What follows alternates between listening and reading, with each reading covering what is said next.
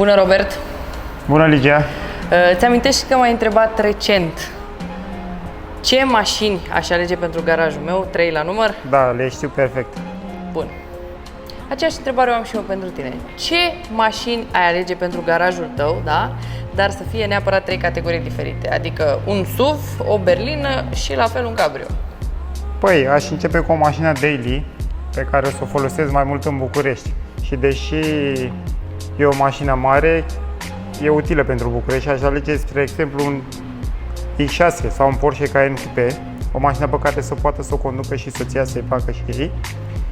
Aș alege, mă gândesc la toată familia. Foarte drăguț.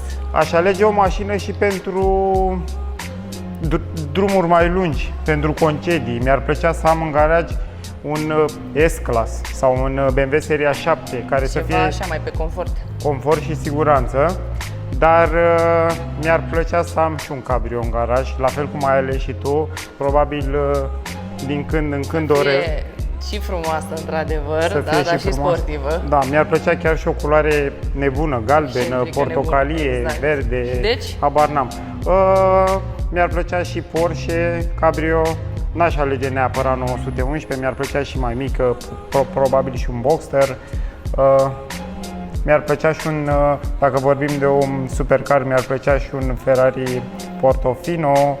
Te-ai aruncat deja. M-am aruncat, da, dar deja. Tu mi-ai cerut să spun garajul ideal pentru mine, asta mi-ar plăcea. Nu știu dacă am bani pentru toate. Și dacă ar fi să alegi una așa mai de buget, mai de buget, probabil mi-ar plăcea un BMW Seria 4. Și o ultimă întrebare.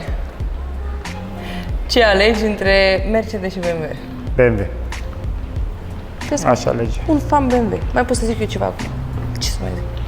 Nu mai zic nimic, gata.